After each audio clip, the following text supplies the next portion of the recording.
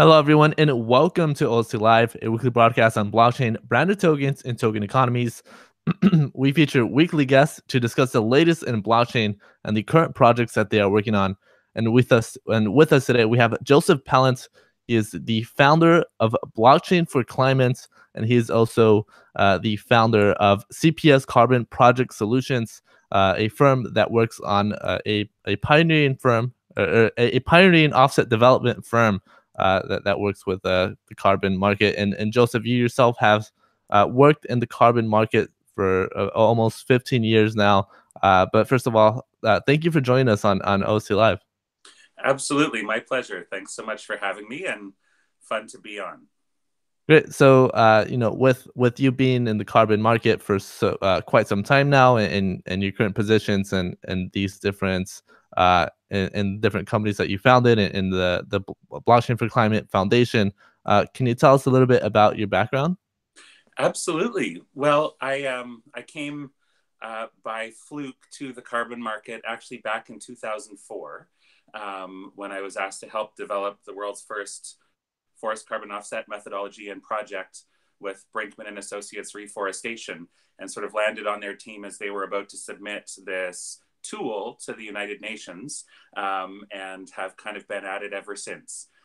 So got to get in at a really interesting time when a lot of the tools were being created, first of projects were happening, and really catch the bug of seeing this new mechanism that will allow us to change the world. And so when I saw blockchain coming along in spring of 2017, so latecomer-ish, I had a really big aha that, wow, blockchain is going to do, there's a similar flavor to that experience of being in a generative phase and seeing how much impact this can make. So it's been quite a dream to get to learn both of these tools and work on bringing them together.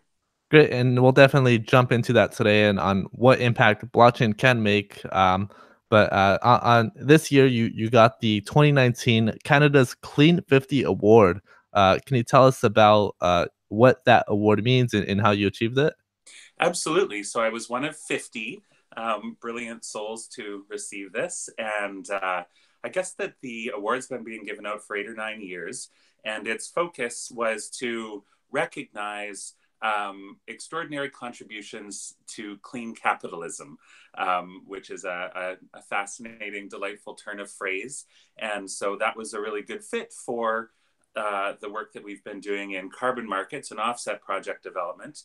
And then I think also in working on using blockchain tools to try to affect real world environmental outcomes. So it was held in Toronto this year, Toronto, Canada.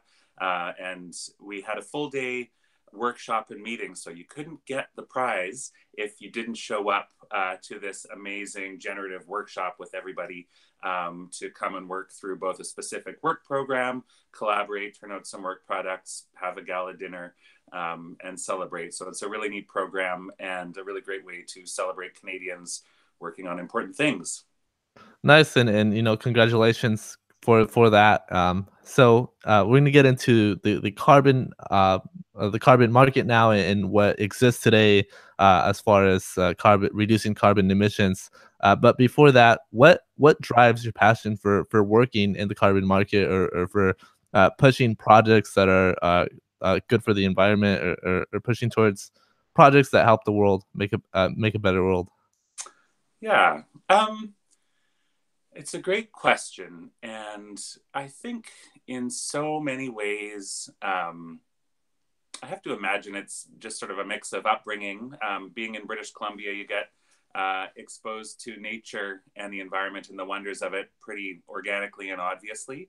I had really great teachers in high school, and got to do an amazing program called Earth Quest with Barry and Mo Reed, where we spent a full half year outdoors, working on First Nations technology, adventure sports like rock climbing, river kayaking, ocean kayaking, telemark skiing, and getting to really hone your self-reliance and comfort in outdoor situations, and many situations, I think can give people that confidence to go and engage in that and to feel that sense of agency, where you can make a difference in your life, you can make a difference in others, you can make a difference in the environment. Vancouver, Canada is quite a hotbed of environmental thought, birthing groups like Greenpeace and David Suzuki Foundation. And it's quite natural here. And I think that what really hooked me about environment and working in the environment, and particularly in offset projects in the carbon market, is that we can actually achieve change. We can actually make a difference. And how I've always communicated my love for the niche that I filled in the carbon market, which was both doing real projects that get or keep carbon out of the atmosphere and contributing to the body of knowledge, the skills and practice, standards, and financial pathways, is I got to have one foot in sort of tangible on the ground projects and another foot in the broader arc that connects this and opens these possibilities to all of the rest of humanity to work on. And so sometimes policy or the spirit of the times is difficult to work in, but you can still see real results in your on the ground improved forest management project. And other times, your projects, you're like, wow, these are 10 or 15,000 tons of carbon dioxide equivalent per year, which is a real help and more than I'll ever emit. But it's not enough to save the world. And so we get to lean on the building of these tools, the supporting of these processes, strong standards, the work going on ultimately at the United Nations Framework Convention on Climate Change. And so you get to connect up and see how that work can scale. And so this combination of things is, enticing and alluring and addictive to be able to make change and see it in the short term and project it over the long term. Great. So it's a combination of influence and culture, and sort of to show people in the short term. Yes, you see results. They might not be the biggest results, but it's just trying to show that there are results in working towards a healthier environment. And let's talk about today's solutions, the solutions that exist today for offsetting carbon emissions. Can you tell us a little bit about what exists today in the world as far as projects for reducing carbon emissions? Absolutely. So the thing that I always hark back to is we actually today in 2019 have the technologies of the future. And I really believe that we have the technologies that we need to get ourselves on the way to stopping climate change. We have these panels that you put out in the sun and they capture the rays from a star and make electricity in solar panels. It's really profound when you think about it. We have windmills the size of a football pitch.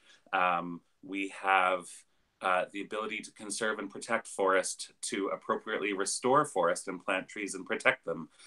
We have even the ability to look at how do we engage with the forest so that it's both providing timber and jobs and wood products, as well as environmental goods and services, water protection, carbon sequestration. And so when I'm asked, so these are a lot of the different tools, and carbon offset projects use all variety of those, as well as a lot of really interesting work around waste management, capturing methane that's being released from landfills and reusing it and injecting it back into your natural gas stream to heat your home. So the neat thing about offsets is offset projects are projects that wouldn't have happened if it weren't for the financial or other support caused by the fact that they're an offset. So it's kind of a counterfactual, but basically you can't credit things that were already going to happen, but you can use it as a tool to credit things that you're able to get up and over the hump to execution because of that value that the offsets bring. And there are a lot of, so my point often is that we have the technologies of the future. Where we really need innovation now is on the economic structures that we build to understand and recognize the world that we live in, change it if that's part of your program or part of your goal, but also to utilize those tools where we are to start here and get where we want to be. And so I really feel that the economic concept and tool of carbon pricing, of carbon offsets, of saying, hey, this is where we are now, this is where we need to be in the future. Let's draw a straight line or a curvy line between here and there, and then cap emissions in every year as we go down to that through something called cap and trade. These are the innovations that help drive real work on the ground, that drive carbon offset projects, as well as other economic emissions reductions activities throughout the economy, and then get that all marching in order to where we need to be. Great. So definitely a lot of great innovative tools that exist today, and I believe it's just a small or it's a growing community that is using it, but it's still not the entire world that has these tools in place to help offset those emissions. But you mentioned the economic structure, and with that, I want to get into what exists today as far as today's economic structure. Today in the U.S., we have carbon credits. And those can be each company is given a set of carbon credits, which they have to offset. Not too sure exactly on the economics in the U.S., but each country has their own way of trying to offset projects. And today we're going to be talking also about the Paris Agreement, which is also an agreement to as a whole with I think it's about 200 countries to hope and reduce carbon emissions or offset carbon emissions. So, can you tell us a little bit about the challenges of the programs that exist today in regards to the economic structure? Certainly. So, a really neat way to understand carbon offsets is that they're project-based proactive emission reductions that either get done in a voluntary system and used by people or companies who want to be reducing their greenhouse gas emissions, usually after they've already done whatever they could about their own emissions and they want to offset the rest. Those often exist within the structure of a broader carbon regulation. So, for example, in California, they have quite a robust and well-designed cap and trade system where they have an absolute emissions level that started at a certain point and needs to reduce every year. And so what's really neat about that is there's clarity on the emissions outcomes, which is really what the atmosphere cares about, is absolute emission reductions. And then there are a set of different tools that operate under that cap to allow you to get there. And one of those subsets is that large final emitters, large carbon emitting companies will have they're often given a certain percentage of the carbon credits or the carbon allowances that they need for a year. So maybe they emit 1 million tons of carbon dioxide a year, and maybe they're given 80% of those, which means that if they reduce their emissions by 20% and invest in that work, then they've sort of achieved what they need to achieve that year. But then for that delta, if they're still needing to emit 900 million tons, then they can either pay proactive emission reduction projects offsets like we're talking about to buy those counterbalancing tons and get them down to 800,000. Or perhaps they invest really heavily in emissions reductions within their own fence line and are able to get down to 700,000 tons that year. And then they'll have 100,000 tons that they can sell on to other companies that are needing to do this. And so in that fashion, it creates an economic reality for that company that needs to reduce emissions and clarity on that. But then you also have flexibility mechanisms so that you're not just say, okay, well, we're going to shut down your company if you don't hit this target. And it exists sort of within a whole. So there are other systems. There are carbon tax systems, which aren't focused on a metric of emissions reductions, but purely on how much you have to pay per ton of carbon dioxide emissions. Those work really well from the point of view of putting a price on carbon, but you miss a lot of the other tools and a lot of the other sort of synergistic systems that I see created in cap and trade systems with offsets. And so the United States right now has a patchwork. The northeastern states actually all are part of the Regional Greenhouse Gas Initiative, and they sort of essentially have a cap and trade on just on the electricity sector. And Oregon is moving forward pretty significantly and probably going to join California in a cap and trade. So though there hasn't been a focus on national level organized carbon regulation, the states and regions are very active in this work. And that is very heartening for me. Great, and thank you for clarifying and explaining that. And with the Paris Agreement, there's been some discussions about it being very difficult to track and exactly how many emissions each country will reduce. There's sort of no way to measure each individual like emissions. Like there's not one overall number, right? It's not like each country is going to reduce 20% of emissions. Rather, it works a little differently. And I think this is where blockchain comes in, where it can actually help provide sort of a counting or a record mechanism to keep track and sort of provide transparency, and I guess we'll get into that next. So, can you tell us about the Blockchain for Climate Foundation? Absolutely. And maybe I'll talk a little bit about Paris and then pivot back to Blockchain for Climate Foundation and bug me if I forget, but I'm sure I won't. So the thing about international emissions and the Paris Agreement is actually we have very, very good numbers for the emissions that are coming out of the countries of the world. Um, this year we had COP24, the 24th Conference of Parties in Katowice, Poland. And so there's been 24 years where there's been a process to build, establish, and operate international climate collaboration.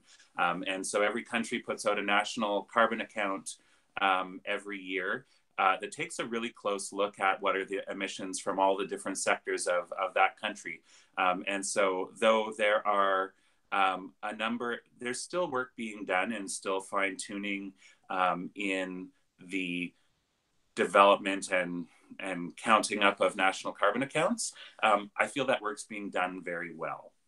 The part, and so that's point A. Point B around the Paris Agreement is that I think it's around 195, 196 countries, essentially every single country in the world has committed to work together to fight climate change. And it's a pretty magical thing. And one of the really paramount things to recognize about the United Nations Framework Convention on Climate Change, of which the Paris Agreement is part of, is that everything that gets done, everything that gets written down in the rule book is the product of consensus of every single country in the world. It's a negotiation, but ultimately it's a consensus. And when you get that, you realize, it's hard to, agree with your friends on what you're going to do tonight, or agree with your partner on certain decisions around the home or with your family, or within your company. So imagine, or within your country. And so imagine and recognize that all this work is being done in consensus from the national governments of the world. And it kind of takes on a different cast to me. The big opportunity that I've seen for Blockchain for Climate Foundation, which I'd love to tell you all about, but it's sort of pertinent to this point, which is with that commitment to reduce emissions and to work together to fight climate change, there was a tool called the Nationally Determined Contribution, really conceptualized. And that asked every single country to say, what are you going to do to fight climate change? And with sort of 2030 and 2050 as their benchmark timeframes. And so almost all of the countries of the world have put in their nationally determined contribution. And the fascinating thing is that they're all different fundamentally, and they all work on different but common themes. There was a COP15 in Copenhagen in 2009, so a decade ago, where the world tried to come together and craft a rule book for how they were going to fight climate change together. And unfortunately, those negotiations fell apart and really ended without a solid tool. Under that tool, we would have had one or two pathways for countries to commit what they're going to do, for countries to report their emissions, and so on and so forth.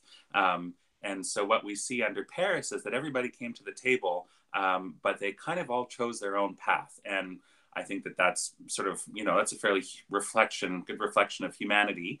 And it puts us in a situation where we have this commitment, but we need to build some more tools and some robust tools to, herd the cats, to herd the beautiful nations of the earth towards this goal. And so some of those fundamentals have given rise to what we're building within the Blockchain for Climate Foundation.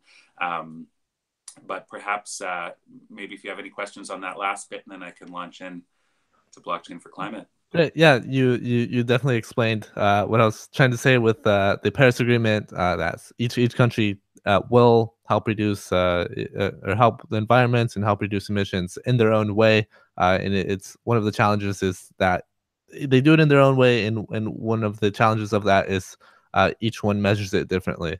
And yeah, I guess now we'll get into blockchain for climates, and most notably, blockchain for climates. You guys have on there sort of as your tagline, putting the Paris Agreement on the blockchain. So maybe you can tell us about the foundation and about what that means exactly. Absolutely. So a gentle genesis story. I'll give you the shorter one, which is that I had an aha in the spring of 2017 upon reading this amazing article about ICOs and blockchain. And I've, of course, heard of it before and have lots of friends that have been engaged with it and some that have mined it, which is awesome. Mined different cryptocurrencies. But I realized that the killer app for blockchain vis-a-vis climate was actually putting the Paris Agreement on the blockchain. For slightly deeper geekery into that, actually operationalizing Article 6.2 and 6.4 of the Paris Agreement to create a tool to connect the national carbon accounts of all of the countries of the world and to enable collaboration on investment in emission reductions across borders. So we were talking about how every single country has a national carbon account.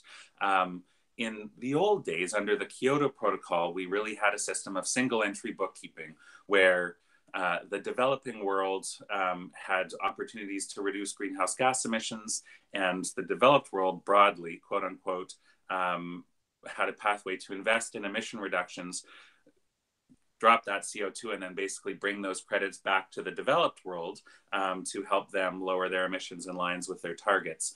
And so that created really a single entry bookkeeping, which was, there was only a credit created and transferred. There was no credit and debit.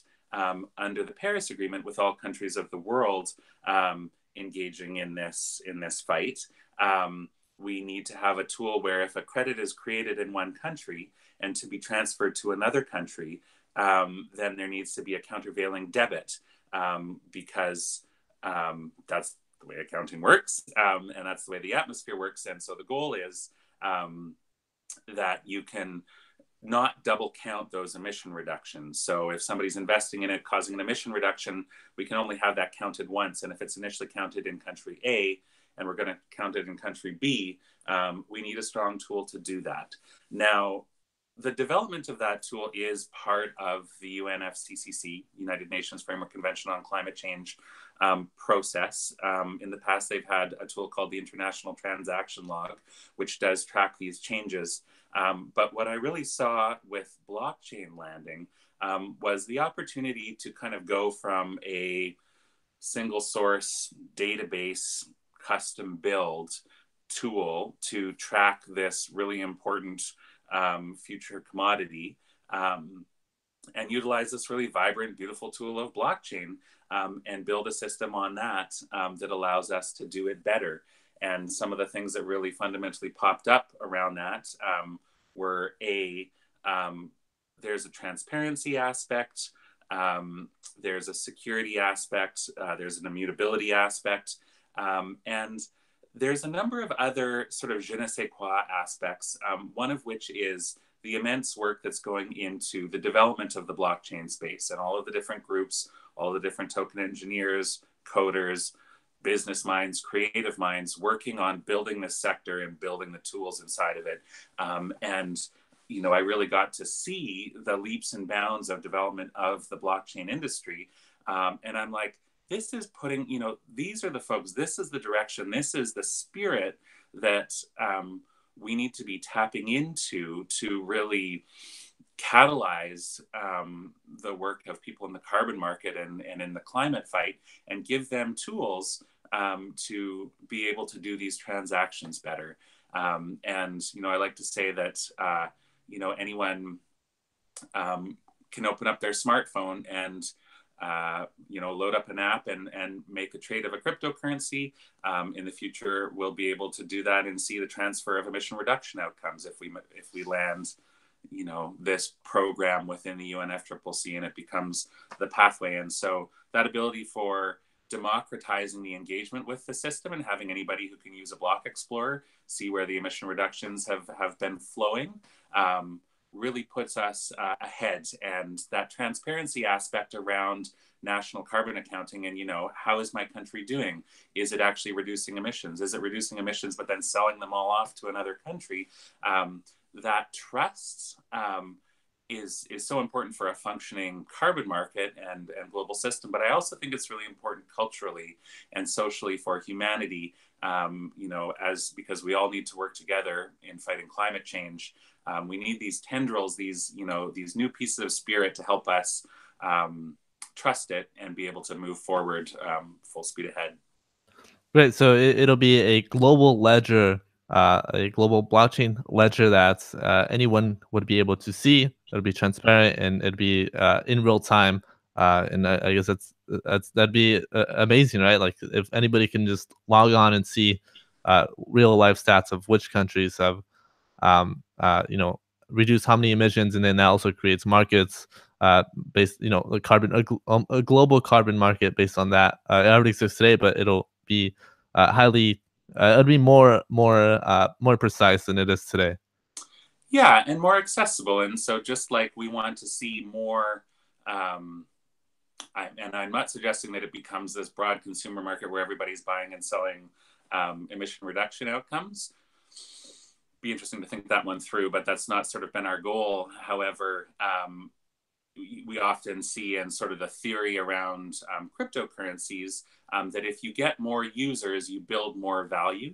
And so I do see that as potentially coming into play with the building of the system as we take it, sort of the tool, both, the ledger and the structure of this system, but also the ability to engage with it from a smaller number of technocrats, which I, of course, would be one of, but really blow that out to, millions and millions of people to be able to engage with this system. I just see that as bringing a lot of positive elements to that work.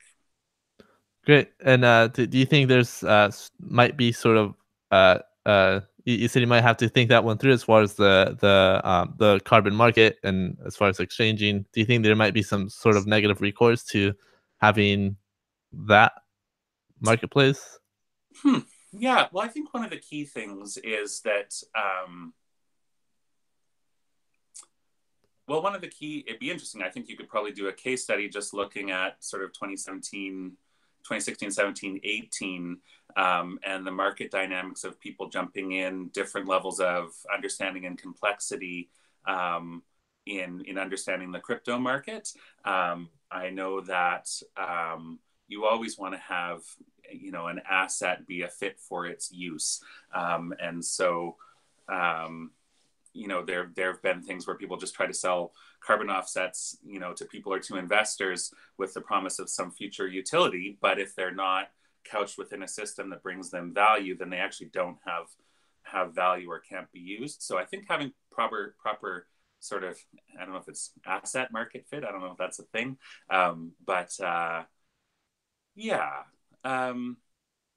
Let's do another OST live in 6 months, and I could dig into that. Yeah, definitely. It's definitely sort of something to think about. And yeah. So does blockchain for climate? Do you guys work on research towards sort of what would this look like? Like what would a blockchain look like? What type of blockchain it would be? So what do you are you guys currently working on? Thank you. Yeah, absolutely. So we've built now the Blockchain for Climate Foundation and have that established as a not-for-profit foundation in British Columbia. And at present, we have 17 members of the team that are all working together in various capacities and levels of work to help bring this dream to reality. And I am absolutely overjoyed and pleased as punch and deeply honored to be working with this group of really intelligent, impressive people across quite a number of fields. And yeah, it's better than I could have ever asked for. And so we have really four main planks of our work right now. The first three are really around developing the international tool for connecting all the national carbon accounts of the world. And then the fourth is really building a plank for a initial national deployment of this tool, because we're going to work on using it in Canada and putting Canada's national carbon account on the blockchain, work on looking at could we natively put the building, the counting and creation of Canada's annual national carbon account onto the blockchain and use some of those tools for some of the sort of opportunity landscapes that we see within Canada, where we can improve our collaboration on climate change and continue to grow and show Canada's leadership on the national stage around addressing climate change. I'll tell you about each of the planks. So the first plank is really building the blockchain tech. So right now we're pretty committed and focused on building on the Ethereum blockchain. We really see a lot of that ethos and that development momentum on Ethereum, and being able to do that that programming on Ethereum is really exciting. So we are currently looking at building a proof of authority algorithm for this system, where we would make the national parties, so the countries, as well as other groups, the United Nations Framework Convention on Climate Change, potentially have additional nodes, but have at least one node in every country, so that, oh man, I can't see you. I don't know if you can still see me. So yeah, that should be great. So it's back. Great. And so yeah, so we want to have nodes, and everybody who's part of the system be able to have a node. And so there will be, what this will allow, and it's really sort of envisioning or vision for Ethereum 2.0 with proof of stake, which will have that extremely low carbon footprint and energy intensity, and this ability to have shards or side chains, state channels, and deploy this on there so we have lower gas costs, i.e. transaction fees for those transactions, and we can build a fast, secure system on the proof of authority, but still have it be touching back into the Ethereum mainnet at regular intervals to really sort of build that extra layer of security and immutability to our blockchain. And one of the things that I've been really working on, impressing on people that we're engaging with around this, is that these assets, in the case that humanity gets its act together and is sincere about fighting climate change and really gets going on it, these assets, the products of emission reduction projects, will become some of the most valuable, widely traded, and strategically important assets in the whole world. And so we need to really be building right from the start with security in mind, as that reality grows. So that's a part about the blockchain and some of those tools there. One of the really big ahas that I had about a half year in to thinking about blockchain was pivoting off the fact that I'd seen really amazing groups developing tools to put carbon offsets on the blockchain, but I couldn't figure out how we'd scale that to a system where there could be hundreds, thousands, millions of specific inputs, specific emission reduction projects or activities that are creating assets into the system. And I didn't know how we'd be able to carry sort of the minimum viable data with each individual token, or keep track of them. And it was really actually the creation of CryptoKitties here in Vancouver, BC, and their underlying ERC 721 non-fungible token tool that let me take that next step forward, where I realized, okay, just like with the CryptoKitty, there's, I think it's 8 bits of code around, or 8 bits of information around eye color, ear shape, belly color, background color, and you could actually create, token native data that's carried within that token and moved wherever it goes. And so that was the big aha, right? We need to put at the minimum country of origin, project, vintage or year of creation, individual token number, and then also a pointer to the audit documents where we can prove that that actual ton of emissions reductions is real and meets all of the rules.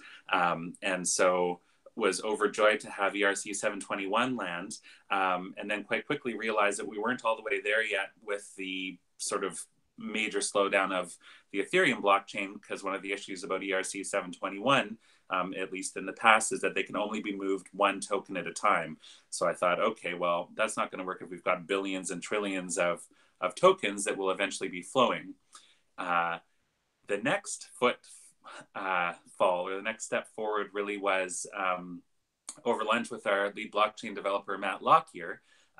And he'd been developing the ERC 998 crypto composable standard in his own work. He was already part of Blockchain for Climate, but hadn't been really envisioning it in this way initially. But what ERC 998 does is it actually creates a tool where non-fungible tokens can own and hold other non-fungible and fungible tokens. So all of a sudden you could have a CryptoKitty own 3 crypto bags of cat food, and some Decentraland tokens, some ERC20 tokens, and 10 Ether. And the magic part about that is you could just move that one CryptoKitty and all of its assets nested underneath would flow with it. And this was really the aha around being able to do a hierarchical sort of creating, say, a country token that can then issue project tokens, which can issue vintages and individual tokens, and have that all be trackable and traceable, yet at the same time pooled into, large aggregated bundles and bought, sold, and traded as part of the system. And so we're really thrilled and excited about that. And that really was sort of the step that got us from theory to getting to work on the program. And so that's our current thinking on that.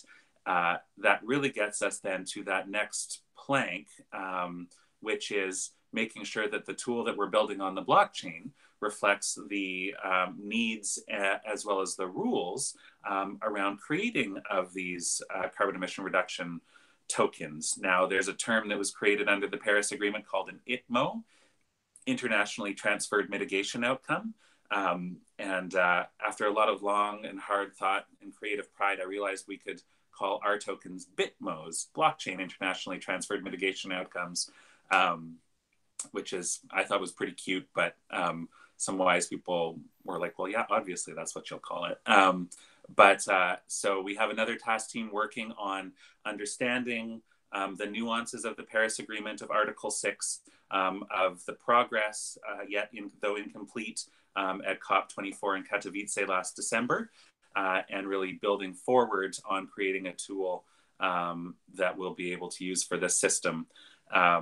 Also quickly, we have another task team that's focused on building a working group with other national parties. So the sort of responsible parties within the national governments of the world who are working on this engagement with the UNFCCC, to work with around a half dozen of those to help build this project, to use their insight onto what they want to see in user experience, user interface, what they need to feel safe and that there's trust, as well as tap into their sort of wisdom and technical expertise around how to make this fit within the UNFCCC process.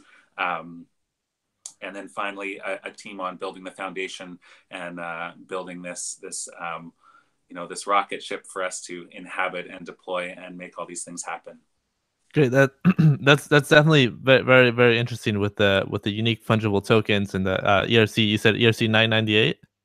Yeah, and I think that the unique fungible tokens are also a conceptual brainchild of Matt Lockyer, and I don't believe that the standard is completely written yet, but it's going to be pivoting off of the tool of ERC 721 and 998 to make a really sort of light client token that has aspects of both the non-fungible and the fungible, and to really right-size it. And we're hopeful that having this medium of BitMos to design around, that we can really potentially create a neat tool there. Good, and sort of each carbon credit will have that track record, that history as a non-fungible, and specific to their country. And then that was very interesting with the bundling. So will this work similar to the previous example that you mentioned in the U.S.?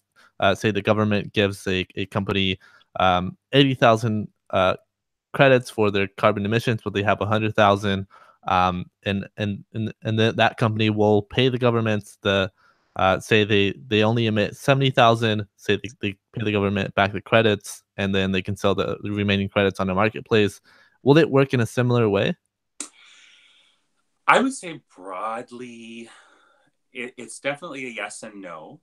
It's really interesting because there's two tracks under Paris Agreement Article 6, and I think that this is a really great sort of allegory for that question, around uh, around how does this work like California. So Article 6.2 really talks about national achievement of emission reductions, and it pivots off of their nationally determined contribution. And so I think the most layperson way to say it is that if countries are overachieving on their targets, they may be able to sell some of those emission reduction outcomes to other countries. And so that incentivizes sort of national regulation, national investment on reducing emissions in country, with the potential to sell some of that benefit, or thinking of it another way, utilize the investment dollars from outside to achieve these outcomes in their country, which will also hopefully have social and environmental co-benefits that accrue to the citizens. And so that's sort of the national sort of carbon allowance type of framing. And then Article 6.4 is more like an offset framing, where it's a project-based proactive emission reduction that will often be done by non-state actors, and be able to create these BITMOs that are coming under Article 6.4, and that are coming from specific projects. And so it's quite likely that as we go forward, there will be a lot of dynamics between those. There may be different values. It'll be really interesting to see how countries go about buying or selling international emission reduction outcomes. One of the reasons why we're excited about having a really transparent blockchain-based tool is to allow citizenry, or a broader swath of the citizenry, to be able to see what's being done by nations in their name, and to keep an eye on making sure that a government's not just selling off all the benefit of everybody bicycling in their country, for example. So there'll be lots of development, and I believe a lot of safeguards built around that. But I do think that the Blockchain for Climate platform will be able to help create the world that we want to see, in a positive manifestation around that. One of the things around our Canadian deployment of this tool that's really exciting is all of my work in the Blockchain for Climate and putting the Paris Agreement on the blockchain is really, it could be conceived of as a top-down approach. We're going right up there because that's where the critical path lies in opening up the ability for countries to collaborate. But from earlier, a lot of my work has really been bottom up, working on projects, working on programs at the ground level, the local level, as well as provincial and national, to create real change. And so with this other tier of our work around putting Canada's national carbon account on the blockchain, Blockchain for Climate Foundation is going to be working with EcoTrust Canada, a enterprising not-for-profit charity in Vancouver, which I started working with in December, to really do a deployment in Canada and refine a tool that we can use to basically flesh out a value stream around the opportunities for all Canadians to reduce emissions and have it connect up to the demand and value of this international trade. And one of the key focuses of that is around forest carbon. Canada has only started including its forest carbon on the national carbon account just 2 years ago in 2017.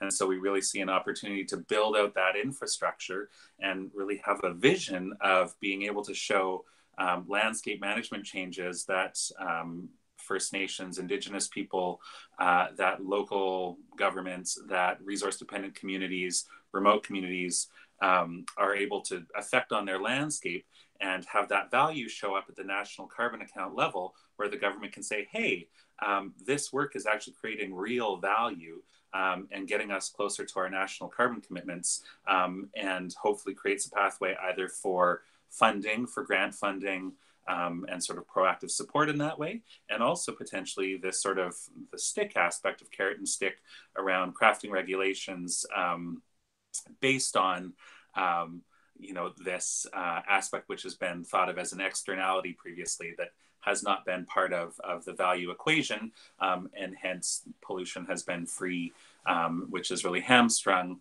the ability to do projects that get us towards fighting climate change.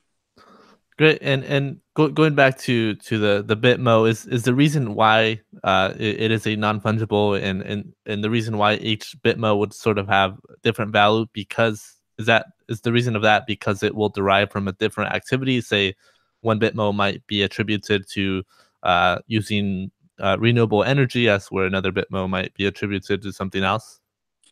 Absolutely. And so what we're doing is we're creating a tool that reflects those different points of genesis, and is transparent and clear about that. I don't know for sure if the market will value them differently based on the different outcomes. In carbon offsets, they definitely have, especially around voluntary, where people are wanting to support a specific type of project. So you could see that for Article 6.4 tokens, people want to support projects, or maybe under Article 6.2, they want to support their country or another country that they like in reducing emissions. So we're giving sort of the tools for people to, and the market to make buying and selling and value decisions on it. I think that there will probably be different values that do sort of shake out in the end.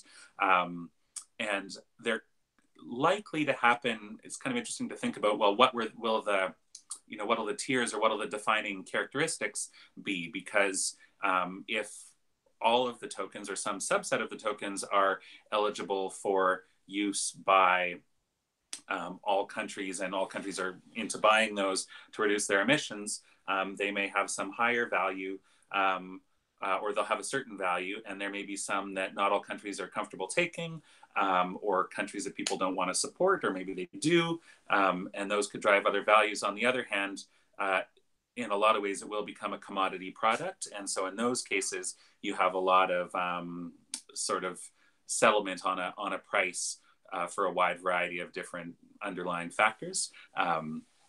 So we'll see, but we give it the tool to have sort of maximum insight and transparency onto it, and then the market will decide. Great. So it's been pretty interesting to have this discussion, and talking about how it would work, and what you guys are working on. This is pretty much all I had for today. So where can people either get involved for this? And I guess the question to that is, what will it take to create this global greenhouse gas ledger based on the blockchain?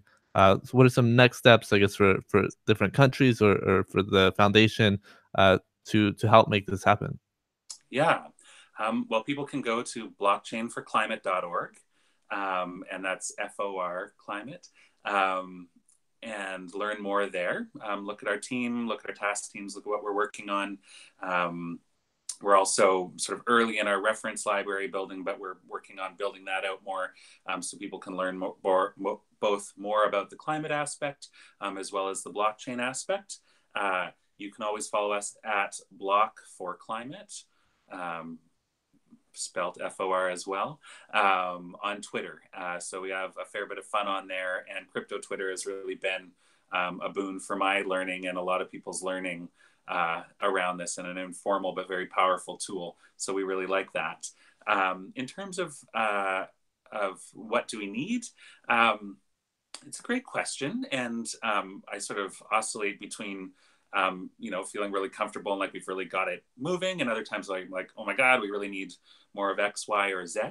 I think if you engage with the website, there's ways to put up your hand to get involved. We're still working on the donation button to be able to take crypto. But if you want to support the project in a variety of different ways, you can reach out and let us know. And yeah, building a really neat team has been a real blessing, and working hard to now start to organize that and give our really brilliant team the tools that they need to be marching forward and working on this at a level that sparks joy. And definitely, if you're really passionate about this work, have skill sets that you feel a little tingle from my description of the work that we're doing, please reach out. Great, and thank you all for those of you that are watching this live. I'll go ahead and that's a blockchain for climate for.org. I'll go ahead and link those down below. And yeah, for those of you that are new to this podcast, be sure to hit subscribe on YouTube so you can be notified of future podcasts. Next week, we're going to be having somebody from Token Tax discuss about sort of what's going on in regulations in terms of crypto, both for terms of the US and a little bit about global. We'll be posting a Reddit on that if you guys want to ask any questions. And yeah, that's what we had for today. Joseph, thank you so much for joining us on OC Live. Absolutely. It's been a real pleasure. Thank you so much.